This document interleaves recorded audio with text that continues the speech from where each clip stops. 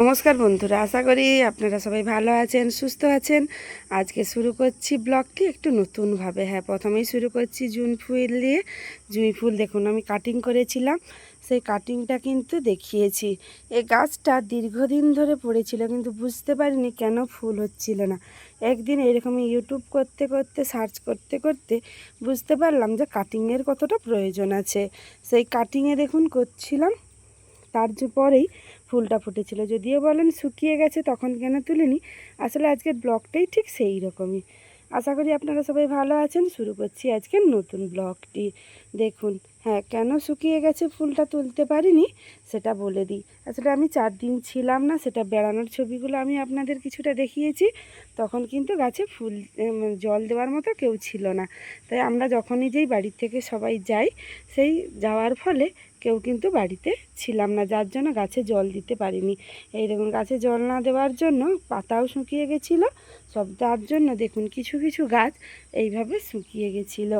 আর এই দেখুন এই দেখুন আমার গোলাপ গাছটাও কত সুন্দর ফুল দিয়েছে। আশা করি আপনারা এই শর্ট ভিডিওটা দেখেছেন। আমি মাত্র গতকাল এসেছি, এসেই এই গোলাপের দৃশ্যটা আমি আপনাদের সঙ্গে শেয়ার করেছিলাম।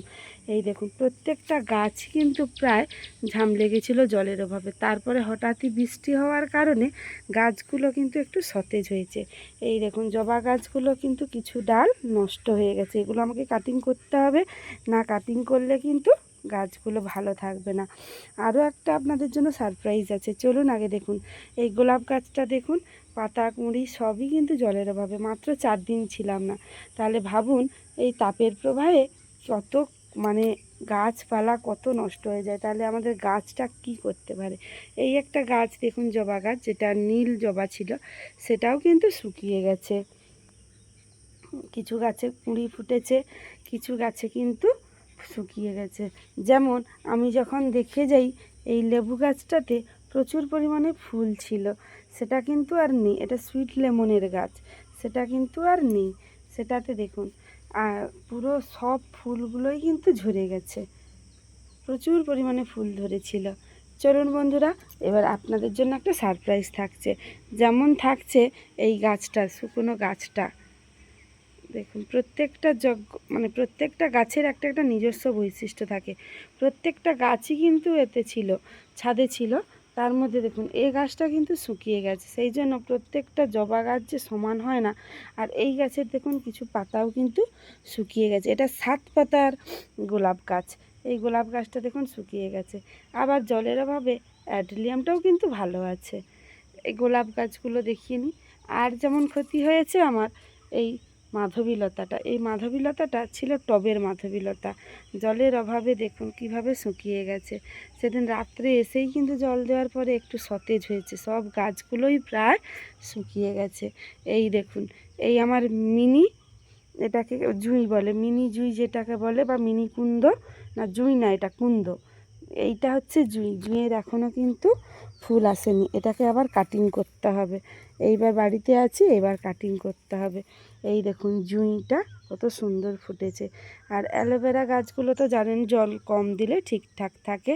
আর জবাগুলোও ফুটেছে। চলুন যেটা সারপ্রাইজ আছে আপনাদের জন্য।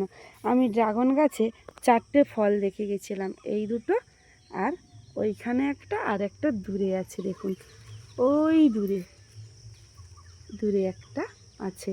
কিন্তু আজকে আর একটা এসে যখন দেখছি 4 দিনেই কুঁড়ি দিয়ে গাছগুলো কত বড় হয়ে গেছে। এই দেখুন আমার আগে দুটো ফুল ধরেছিল, আবারও দুটো ফুল ধরলো, আবার কিন্তু এই ফলটা ধরেছে। এইটা একটা নতুন ফুল, আর একটা দেখুন নতুন ফুল, এটাও দুটো হয়েছিল। আপনাদের দুটো কেন বলছি সেটা দেখুন। আসলে ড্রাগন গাছের বৈশিষ্ট্যটাই হলো যে সে তার নিজের মতো করে ফুল নেবে, আবার নিজের মতো করে ঝরিয়ে দেবে। আপনারা কেউ কিন্তু এক্সট্রা কোনো ঝরানোর চেষ্টা করবেন না, কারণ ড্রাগন গাছের বৈশিষ্ট্যটা হচ্ছে ওটাই। সে কোনটা নেবে কোনটা নেবে না, এভাবে কিন্তু সে নিজেই তৈরি করে নেবে। কিছু দেখুন গাছে প্রচুর কফল বেরিয়েছে এই জল পাওয়ার পরে, এগুলো কিন্তু রেখে দেবো, সবগুলো কাটবো না। যেগুলো যেগুলো কাটবো অবশ্যই আমি আপনাদের সঙ্গে শেয়ার করব। এভাবে আপনি দেখুন আরও কিছু কিছু কিন্তু কুঁড়ি এসেছে। এইগুলো দেখুন এইটা আশা করি কুঁড়ি হবে না ফুল হবে বুঝতে পারছি না। এইটা কালারগুলো চেঞ্জ লাগছে, দেখা যাক কি হয়। যদি হয় অবশ্যই আমি আপনাদের সঙ্গে শেয়ার করব। এইগুলো দেখানোর জন্য বুঝতেই পেরেছেন যে কোনটা ক্ষতি হয়েছে, কোনটা ভালো হয়েছে, কোনটা লাভ পেয়েছি, এগুলো আমি আপনাদের সঙ্গে শেয়ার করলাম। আশা করি আপনারা সবাই ভালো আছেন, সুস্থ আছেন। এই ব্লগটি যদি ভালো লাগে, যারা নতুন দেখছেন তারা কিন্তু শেয়ার করবেন, আর যারা পুরনো তারা কিন্তু কমেন্ট করতে ভুলবেন না।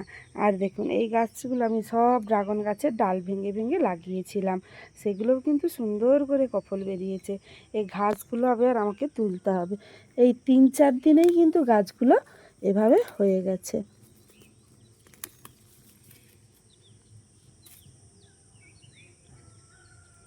সবাই ভালো থাকুন, সুস্থ থাকুন। রাধে রাধে।